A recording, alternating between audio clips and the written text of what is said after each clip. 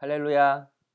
오늘도 믿음으로 절제하며 하나님이 기뻐하신 뜻을 이루며 살기를 소망하는 우리 성도님을 축복하고 응원합니다. 오늘 하나님께서 우리에게 주시는 말씀은 역대상 5장 18절에서 26절까지의 말씀입니다. 큐티인 책자 11월 10일 화요일 말씀입니다. 제가 18절에서 20절 그리고 23절에서 25절만 읽도록 하겠습니다. 루벤 자손과 갓사람과 므낫세 반지파에서 나가 싸울 만한 용사 곧 능히 방패와 칼을 들며 활을 당겨 싸움에 익숙한 자는 44,760명이라. 그들이 하갈 사람과 여두로와 나비스와 노답과 싸우는 중에 도우심을 입었으므로 하갈 사람과 그들과 함께 있는 자들이 다 그들의 손에 패하였으니 이는 그들이 싸울 때에 하나님께 의뢰하고 부르짖음으로 하나님이 그들에게 응답하셨음이라. 아멘. 23절에서 25절입니다.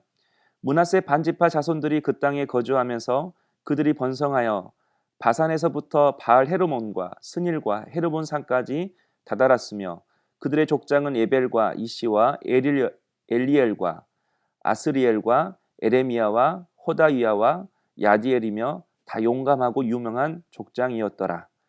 그들이 그들의 조상들의 하나님께 범죄하여 하나님이 그들 앞에서 멸하신 그 땅 백성들의 신들을 간음하듯 섬긴지라. 그러므로 이스라엘 하나님이 아수르 왕 불의 마음을 일으키시며 아수르 왕 디글라빌레스의 마음을 일으키심에 곧 르우벤과 갓과 므낫세 반지파를 사로잡아 할라와 하볼과 하라와 고산 강가에 옮긴지라. 그들이 오늘까지 거기에 있으니라. 아멘. 이스라엘 지역은 요단강을 기준으로 요단 서편과 요단 동편으로 나뉘어집니다. 요단 서편은 우리가 흔히 말하는 가나안 땅이고 요단 동편은 르우벤 지파, 갓 지파, 그리고 므낫세 반지파가 정착했던 지역을 말합니다. 바로 오늘 말씀은 요단 동편에 거주했던 세 지파에 대한 설명입니다. 이 세 지파는 가나안 땅을 앞에 두고 들어가지 않겠다고 했습니다. 약속의 땅에서 12지파가 함께 살기에는 너무 비좁기 때문에 우리는 이 요단 동편에 머무르겠다고 한 것입니다. 마치 다른 지파를 위하듯 말하는 것 같지만 사실은 더 넓은 땅을 차지하기 위해서 가나안 땅에 들어가지 않겠다고 말한 것입니다. 또 이곳은 목축하기에 좋은 풀밭이 많았고 기름진 땅들이 많았습니다. 한마디로 사람의 눈으로 보기에도 요단 서편 가나안 땅보다 훨씬 살기에 풍요로운 곳이었습니다. 그러나 한 가지 약점이 있었습니다. 평야라는 곳은 살기에는 좋지만 적들의 기습에는 굉장히 취약한 그런 지역입니다. 항상 적들의 위험을 껴안고 살아야 하는 그런 지역입니다. 그럼에도 이들이 이 지역을 선택한 이유가 무엇입니까? 18절을 보면 르우벤 지파, 갓 지파, 그리고 므낫세 반지파에게는 싸울 만한 용사, 싸움에 익숙한 군사가 많았다고 합니다. 한마디로 힘이 센 지파들입니다. 그래서 이 세 지파가 힘을 합치면 어떤 적도 다 이길 수 있다, 다 막을 수 있다, 그렇게 생각한 것입니다. 한마디로 힘에는 자신이 있었습니다. 또 이 세 지파에게는 능력과 실력이 있었습니다. 그런 지도자들이 많이 있었습니다. 24절에는 므낫세 지파 족장들을 소개하면서 이렇게 결론을 맺습니다. 다 용감하고 유명한 족장들이었더라. 실력과 능력 있는 그런 지도자들이 많이 있었던 것입니다. 뿐만 아니라 이 세 지파에게는 뜨거운 신앙도 있었습니다. 19절을 보면 하갈의 연합군들이 소개되고 있습니다. 그리고 그들과 이 세 지파가 싸웠다고 말합니다. 어제 10절을 보면 사울왕 시절에 하갈의 연합군들이 이 요단 동편 지역을 공격했던 것 같습니다. 그때 이 세 지파가 연합해서 이들과 싸웠는데 큰 승리의 원인을 20절에 이렇게 설명하고 있습니다. 이는 그들이 싸울 때에 하나님께 의뢰하고 부르짖음으로. 세 지파는 서로 연합해서 싸웠을 뿐만 아니라 연합해서 하나님께 부르짖었다라고 말씀합니다. 다시 말해서 요단 동편 세 지파는 연합해서 하나님께 부르짖을 줄 알았고 하나님의 도우심을 이끌어낼 수 있는 그런 신앙이 있는 지파들이었습니다. 그런데 여러분, 이 세 지파의 마지막 결론이 무엇입니까? 25절에 보면 그들이 그들의 조상들의 하나님께 범죄하여 라고 이렇게 말합니다. 또 그 땅 백성의 신들을 가늠하듯 섬긴지라. 영적으로 도덕적으로 문란해진 것입니다. 그리고 26절에는 아수르 왕에게 사로잡혀 갔다고 말씀합니다. 성도 여러분, 이 세 지파는 하나 빠진 것이 없는 그런 좋은 지파들이었습니다. 그러나 이들의 마지막 결론이 왜 이렇게 되었습니까? 자기 자신을 믿고 신뢰할 만하니까 하나님을 의지하는 그 마음이 사라진 것입니다. 먹고 사는 것이 풍족해지니까 하나님께 부르짖는 기도가 사라진 것입니다. 그리고 지금 자신들의 신앙이 뜨거우니까 성숙하려는 신앙, 전진하려는 신앙의 훈련을 하지 않았던 것입니다.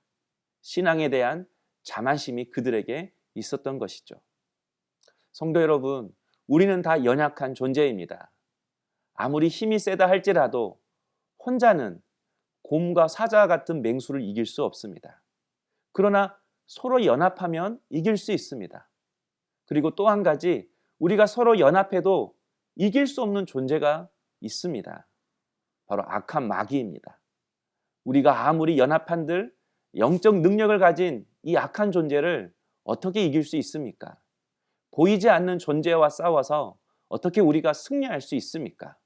우리에게는 그런 능력과 그런 힘이 없습니다. 악한 마귀, 악한 대적을 이기는 유일한 방법은 바로 하나님과 연합하는 것입니다. 그러므로 신앙은 하나님과 연합하는 것이고, 이렇게 하나님과 연합한 성도들이 함께 모여서 그 하나님을 의지하며 부르짖는 것, 바로 그것이 신앙입니다. 이처럼 연합은 우리의 신앙에 있어서 매우 중요합니다. 그래서 마귀는 할 수만 있는 대로 하나님과 우리를 분리시킵니다. 사람과 사람을 분리시킵니다. 우리의 가정을 분리시킵니다. 그러므로 서로 분열하는 것을 조심해야 합니다. 가정이 하나 되지 못하고, 나의 회사가 하나 되지 못하고, 공동체가 하나 되지 못하는 것을 우리가 반드시 경계해야 한다는 것입니다. 왜냐하면 그 분열 뒤에는 반드시 악한 마귀의 역사가 있음을 우리가 알아야 합니다. 전도서 4장 12절에 한 사람이 패하였거니와 두 사람이면 맞설 수 있나니 세 겹줄은 쉽게 끊어지지 아니하느니라. 예수님을 믿는 성도들이 연합할 때에 승리할 수 있다는 것입니다. 전도서 4장 9절에는 두 사람이 한 사람보다 나음은 그들이 수고함으로 좋은 상을 얻을 것임이라. 함께 연합하여 하나님께 순종하고 하나님께 헌신하며 나아갈 때에 좋은 상을 얻게 될 거라고 말씀합니다. 저는 우리 성도님들의 가정이 연합되어 하나 되기를 원합니다. 우리가 서로 하나 되어 모든 악한 대적을 이기고 고난을 이기고 하나님께서 주시는 좋은 상을 받게 되는 그런 은혜가 있기를 주님의 이름으로 축복합니다. 오늘은 이렇게 기도했으면 좋겠습니다. 하나님, 우리의 가정이 하나 되게 해주세요. 우리 부부가 하나 되게 해주세요. 부모와 자녀가 하나 되게 해주세요.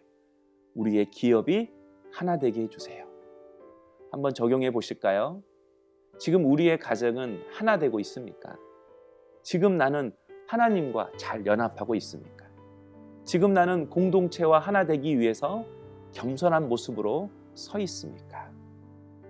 우리의 삶 속에서 깨어진 관계가 있다면, 특별히 우리의 가정 안에 여러 가지 깨어짐과 분열이 있다면 다시 한번 기도함으로 하나 되기를 힘쓸 수 있는, 그래서 영적 주도권을 마귀에게 빼앗기지 말고 하나님과 더욱 우리의 가정이 연합하여 승리의 열매를 맺을 수 있는 우리 성도님 될 수 있기를 주님의 이름으로 축복합니다.